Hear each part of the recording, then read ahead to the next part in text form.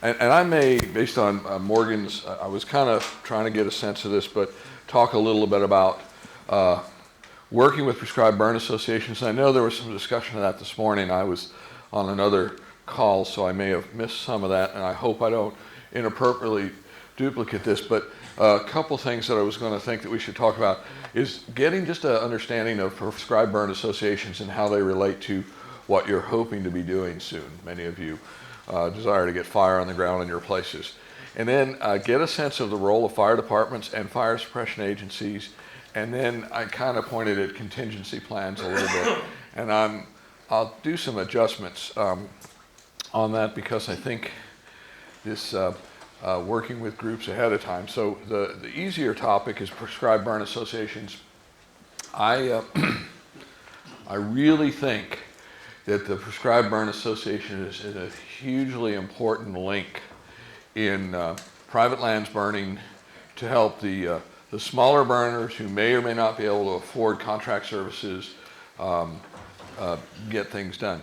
We were in a focus group meeting several months ago at Big Fine University in College Station, and a question kind of rumbled around, and it was, well, what's the amount of acreage that's worth for somebody to come and burn?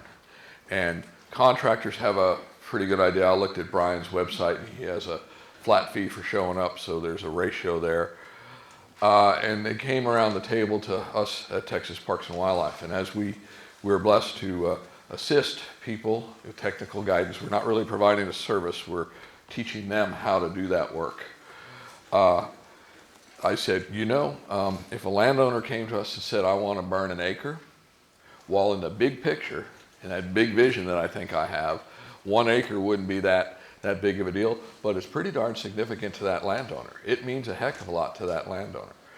And lo and behold, 2 weeks later, I'm down there in University of Houston at Clear Lake, right next to NASA. We burned 1/8 of an acre at their little tiny prairie experimental plot. We did have 20 master naturalists there, and they had a real multiplying effect, but it meant a world to them. And then they posted that on social media. You think that had been the biggest prescribed burn in Texas, but to them it was significant. So that niche in that world between people who've got the capability on their places or who can bring in a certified insured prescribed burner, I think the burn associations really play a significant role. And definition-wise, they're organized, they're cooperatives and they're owner-controlled. They work together to share their knowledge, their equipment, and the skills, and then they can actually reduce some risk. Some of them have found a way to better get insured. You heard more about insurance this morning. So I think that there's a real benefit to that group. So the picture here, and I see the PBAs a lot like the days of barn raising. And this is what still has been and still is a great thing about rural America. My neighbors I live in a fairly rural area, and I just have a little piece of ground, but I have neighbors, and I can sort of see where they are, but in a heartbeat, if I needed their help, like when I buried my pickup in my own backyard, good skills there. Bubba, my neighbor, that's really his name, William Thompson, but Bubba was over there in a heartbeat with his son, and they had chains and come-alongs and jacks, and they helped me out without a hesitation. That's what's great about rural America. Well, in the days when people built barns and they couldn't hire Morton Building to put up a big steel barn, they all got together. Not only did the men barn builders get together, but way back in the day, the women barn builders got together, and some people who had skills in cooking and preparing things did that, or maybe they babysitted kids, and the big kids helped the little kids not kill each other, and they built the big old barn.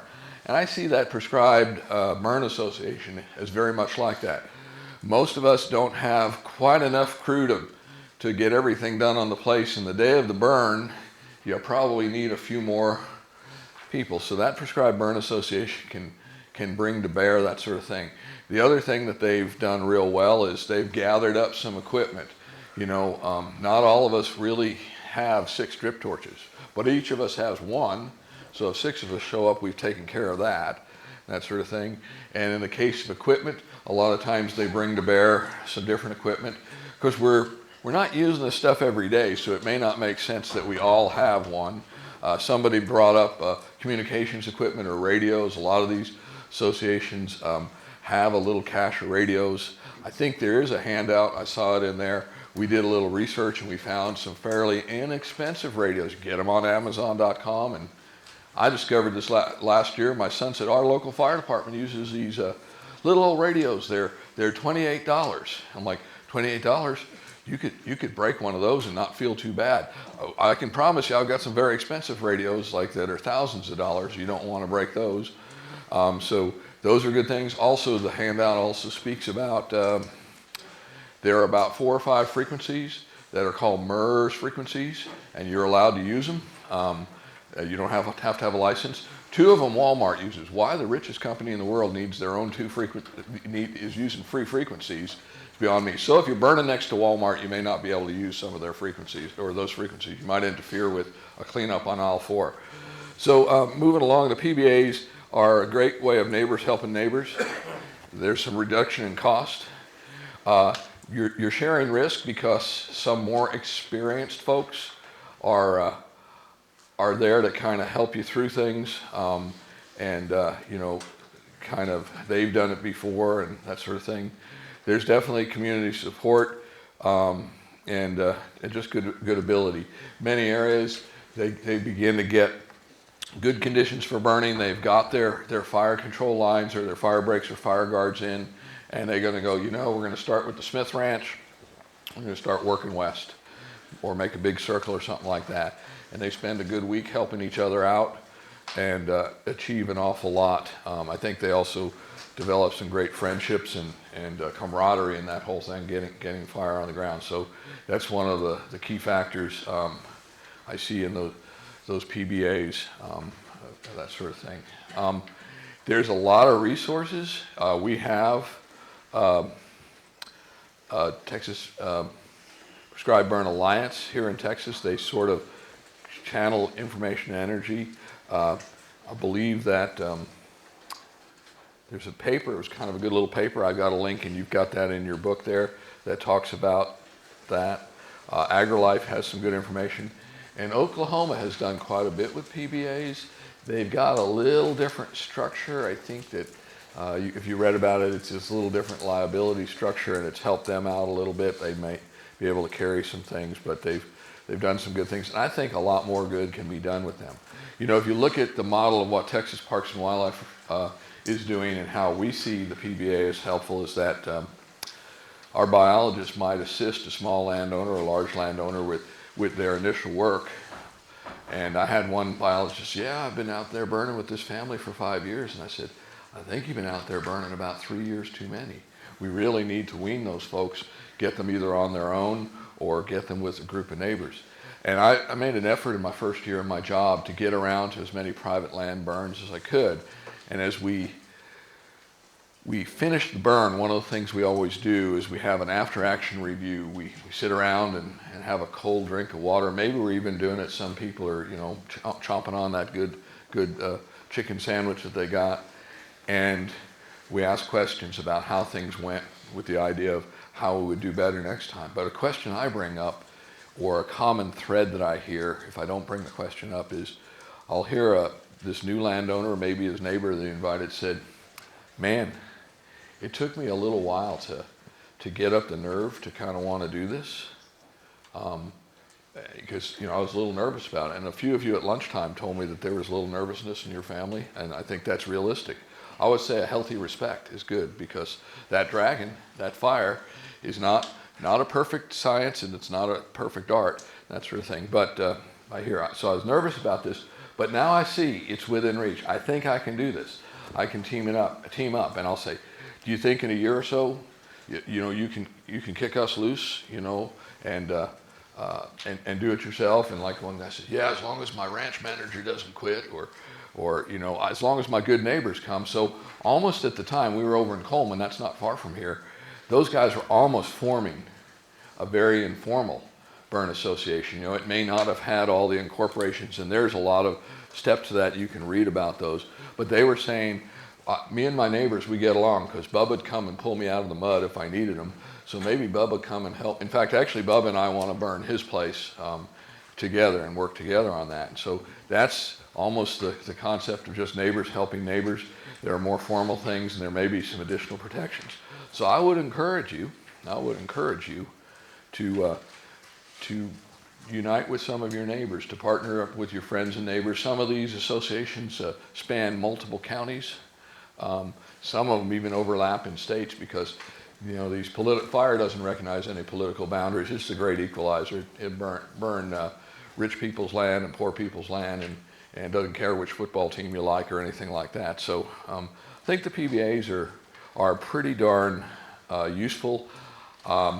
Texas Parks and Wildlife with the National Wild Turkey Federation several years ago got about a half dozen trailers full of stuff to burn. They ordered that up and they held on them for a while, and what they wanted to do, and I still think I have one or two sitting around, we want them to go to burn associations. We don't want to own a bunch of stuff. Good grief, the game wardens have more leftover stuff than I don't know what to do with and that sort of thing, but we want that stuff to get in the hands of people who use them. So, and we would work on helping people get grants and assistance for these PBAs, because I think, if I'm not mistaken, the PBAs end up being a not-for-profit, so they can share certain benefits for that and receive different kinds of assistance and that sort of thing. So that's a little bit about that. I'm not an expert on PBAs, but I'm certainly an admirer of them. How many of you might be part of one? Anybody in here part of one? Excellent. Thank you for doing that, because I think they're a very effective tool.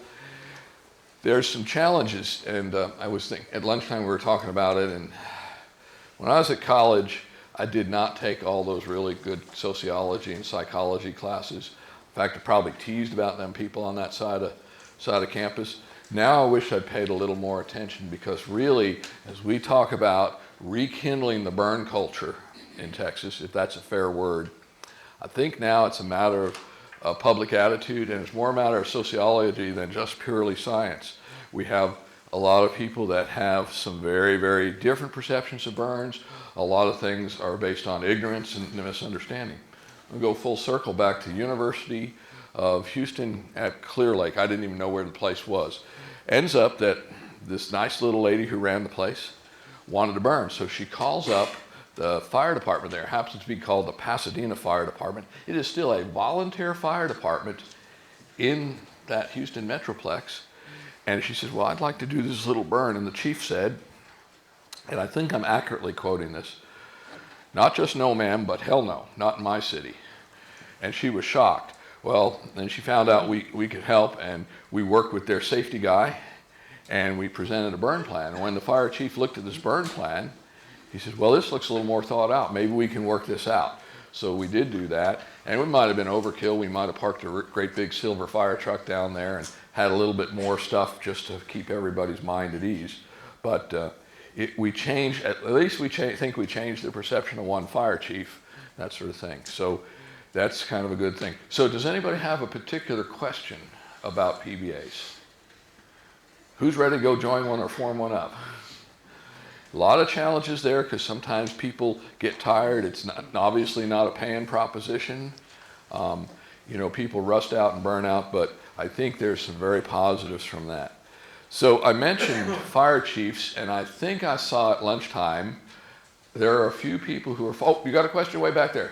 Yeah, if somebody's interested in joining a PBA here, how would they go about doing that? First, I try to find out if you were interested. I'll rephrase that so people can hear it. If someone was interested in joining a PBA, I would probably go to the Texas Prescribed Burn Alliance, or Alliance for Prescribed Burn. I'm sorry if I don't always say that right. Let me go backwards here. So that's the Prescribed Burn Alliance of Texas. Boy, I have enough acronyms, I could really do well. And they've got a listing of what they believe are the currently active burn associations. It looks to me like there's at least 10 to a dozen. And I'd probably try to track those folks down. They talk about which counties they work in or whatever. I don't know if they can expand or contract, but I try to run those down and see if you can hitch your wagon to them. I don't think they're very exclusive. I think they're very open, very supportive folks, and they're probably always happy for a few additional members. As people get older and younger, there's a need to get that sort of thing. Did that help? Thank you. Good point. That's a good one. Any other things on PBAs? So I did notice at lunch there's some folks that have T-shirts on that would make me think that they're part of a fire district. Anybody, those people? Well, first of all, I want to say thank you for your service.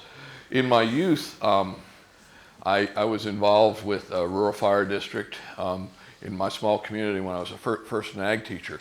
And I gained a huge respect for the diversity of what a rural fire district has to do. As a wildland firefighter, I've got wildland fire suppression and I've got prescribed fire, but those folks have those things: house fires, car wrecks on the highway, hazardous materials, and cats in trees, and then anything the police department doesn't want to mess with, they call the fire department for. It's an amazing, giant conglomeration of things that they have to be good at, that are somewhat rare events. And if I get it right, they might actually get a steak dinner once a year in their community and probably have spent a lot of their own money to respond, given up revenue where they work. Some people have even had challenges at jobs. I am personally grateful for the rural fire districts, the volunteer fire districts, and no doubt the paid folks. They do a fabulous job, and we need to do that. So that said, I think it's important to think about working with fire departments and suppression agencies. So I'm all of 21 years old, and I'd fought fire for one whole summer, and I have this job as a ranch manager just south of Sun Valley, Idaho. I'm running a little place for a wealthy doctor, and we'd torn out a whole bunch of sagebrush on the ranch, and we're going to put it into barley. We're going to grow barley for Coors, and there's all these windrows of sagebrush. So I'm pretty smart. I'm a firefighter. I figure out Sunday morning, I go ahead and I'm going to light this fire and burn up all these windrows and do some good. And Brian talked about in the morning that relative humidity was pretty low, so my fire and my fire effect, my flame lengths and all were pretty docile. And I didn't actually go get a weather forecast. It looked like a good day. And by just a little after lunchtime, my docile windrows burning were now violently burning and jumping from windrow to windrow, and now jumped out of the pasture, or what was going to be a wheat field, and decided to burn up the Union Pacific drift fence. They take a dim view of that, by the way. And then decided to hop over the railroad grade and start to burn the neighbor's place. It is a good thing that the Bellevue Fire Department plays softball on Sunday right after church, because it means they can respond more rapidly because they're all together. Granted, they've got their softball costumes on underneath their fire costumes, but it was really good. So several hours later, several fence posts and a drift fence from the Union Pacific and a couple cases of beer, because that's the best I could do to pay them back. My fire was out. My neighbor wasn't too upset about the 5 or 6 corner posts that I burned up, and I had learned a lot more than I might have learned in a class about prescribed burning. I learned there was a lot I didn't know. But I tell that story to talk about that our fire departments are important elements of our burning. And there's a mixed bag of response, just as we talked about socially. Some fire chiefs are going to say, hell no, not in my district. And others are going to want to participate to the degree that they can. The most important thing, I think, and I'm going to lead into this, is that in our planning of the burn, or our plan for managing fire on our ranches and farms, that it may be worthwhile to engage the fire department and the suppression agency ahead of time. So if I know I'm planning to burn, not only am I going to actually call the dispatch center, the day of or before the burn to say that, I may go ahead and try to make direct contact with the fire chief and let them know, this is my plan. This is what I've got in mind. I'm thinking this out. I actually have a burn plan. This is what I'm going to do. But after I do everything I can, something can still happen, and I may call you. Or would you be willing to come and participate? I can't tell you how many cookies and bake sales rural fire districts have put on that, they've made a piddly $200, down in front of the country store or whatever. And I was sitting in a meeting and some NRCS people brought up that some places they're able to ask the fire department to come out and they give them about as much money as they make in that cookie and bake sale to bring one of their pieces of equipment out there, stand by, help out and participate. What a cool world. They face the same insurance and other challenges, so that doesn't happen universally, but it's sure worth a try to have a discussion. So just a little thing about talking to them ahead of time. So it wouldn't suffice not to tell you that in Texas there are certain responsibilities. So this is straight out of the, what do they call that? The Texas Fire Response Plan that Texas Forest Service developed. And it says local fire departments are the first responders to wildland fires. However, if they're the first line of defense, and if they determine their capacity for control has been exceeded, they'll ask for assistance from Texas Forest Service, TFS. And this may occur quickly or over time as the fire has grown larger and larger. So that begs the next question. So there's Texas A&M Forest Service. So Texas A&M Forest Service plays a role, TFS plays a role, and it's a tiered approach. Though the local fire departments in the counties are the first responders, eventually Texas Forest Service comes in. And by state law, and I've listed those on the next page, I think, Texas Forest Service is the lead agency in wildfire response. As they exhaust their resources and other state agencies' resources are exhausted, they may bring to bear other groups and organizations. So just as much as I suggest that you embrace the local fire department and keep them informed, maybe even get them to pitch in, I would probably, if you're in an environment where Texas Forest Service needs to be informed, which according to the state laws is a place where there's timber. I'm not sure how much timber we have here in this part of Texas, but some places have that. But keeping them informed does not hurt. Once again, we don't need them coming hauling down or dropping the blade where we don't need it to be. Also, they might be interested in knowing. Occasionally, maybe they might be interested in participating or providing some thoughts, giving you some information on weather or conditions or the lack of contingency resources or extra help around the area. Maybe they'll let you know everybody's up in the panhandle, bad fires, burning up people's houses and all that. So if there's a fire, we ain't going to be here. Maybe you shouldn't light it. There's no help. Texas Forest Service, unfortunately, at the moment is not really applying prescribed fire to the land.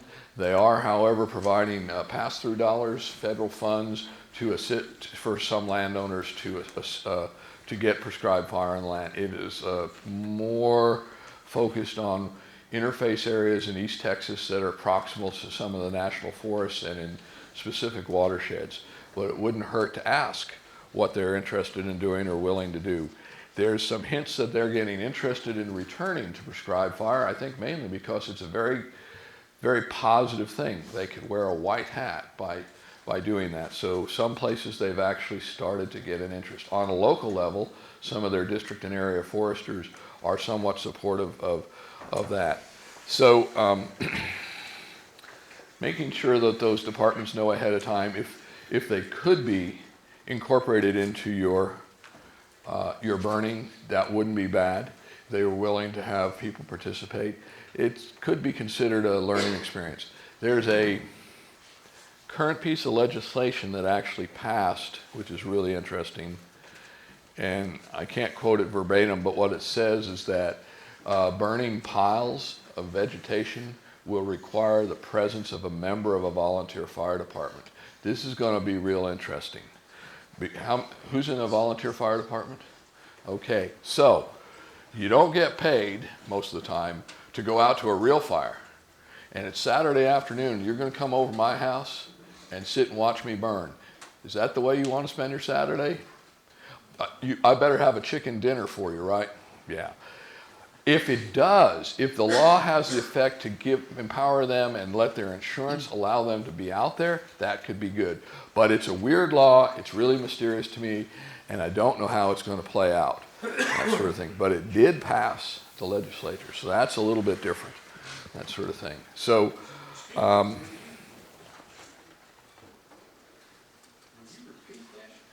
okay. Are you talking about this passed in This legislature, yes, so as of September, because I don't think it got enough of a vote. So in September, when you, and I don't know if that means if it's burning vegetation in a pile is the way it was discussed, but if someone interprets it to say you're burning vegetation, that would disturb me that they have to show up. But just even to show up for a stinking pile of brush would, to me, be an undue burden upon the rural fire district. Kind of sad, and I think that one drove right by the rural fire districts. Did any of your rural fire districts hear that? Never heard that. I did. I never in a million years thought I would be reviewing legislation, and now it doesn't surprise me why legislation is so poor. Well, sure, SFFMA would have known about it. You know, they have a big lobbyist there. Yeah, they might have spoke up. Huh? They haven't said anything about that. There's no, I hadn't seen a bill on it either, so I don't know what he's talking about. Yeah, it probably was a write-off. Yeah, and I may have it on my laptop if you'd like to look at it. I think it's just not going to be too good. So keeping those rural fire districts informed is not a bad idea. I don't think most of them want to disturb you. They just want to make sure that they know where the prescribed fire is. So this led me to something called contingency planning. We talked about that in burn planning. And, contingency plan is a plan of action if the fire escapes. So sometimes you're going to see the fire hop over. Okay, beautiful. You might get a spot fire outside your control lines. 90%, probably 99% of the time, you're going to be able to pick that up with your holding forces and stuff like that. But if you can't keep it there, you need to identify what you've got on board, what you've got there, to keep the fire in the box. That's my objective too, is to keep the fire in the box. The fire effects are important too, but that sort of thing. So do I have adequate people? Although it's good to have a minimalist attitude, if you're burning on the high end of your prescription, stronger winds and things like that, sometimes you may want to stack the deck in your favor and have a few more folks to do that. The real big deal in wildland fire suppression, if we talk that, is all fires are the same when they start. They all start as small fires, and it just happens that the fire is just faster than the firefighters are there. Firefighters have a capability and their tools of producing or suppressing fire, but the fire is very capable too. So sometimes when we're burning under a little bit more dire conditions, we're definitely going to have more people there for that purpose.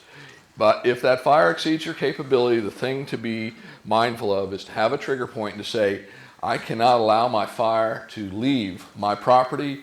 I can let it go into other areas, but I've got to stop it because my neighbors are not probably likely to accept my fire. They may not feel good about that. And so you need to make sure you've got a line in the sand drawn, and then be willing and ready to call those resources, calling them in a timely fashion, because it takes time to get out to some rural areas, and not being hesitant to call them if you have to do that. So having a trigger point, honoring the trigger point, calling early if need be, and making sure ahead of time they know where you're at. When you get the fire districts out there to help you, it would be good if you entered into a form of unified command. And what that is where the two authorities, because you have some authority on your land, when it comes to fire, although the state law is a little bit funny. I think it's funny, or whatnot. And the concept of unified command is you'd work together, you have a presence, you have an authority with your people, because your people could already be doing some things, and why not incorporate them if they can be safely? And then unified command requires a presence that you and the local fire chief or leader is there, and that you're able to communicate. You may have great communications with your people as he would have with his. So I see that as sometimes joined at the arms next to each other to support dealing with the prescribed fire at that time. And you may have knowledge of other unique fire breaks and places that they may not know about that you could stop a fire. We've had some really great questions about fighting fire with fire, and I think I might try to answer your question. The idea of using fire, or prescribed fire, to stop a wildfire is probably a pretty darn good idea. So I worked in California for a few years of my career, and every day they'd go out and they'd try to stop a fire before it got to a subdivision. And remember, the fire just sees those houses as fuel model 14, single family dwellings, and it burned those dwellings up.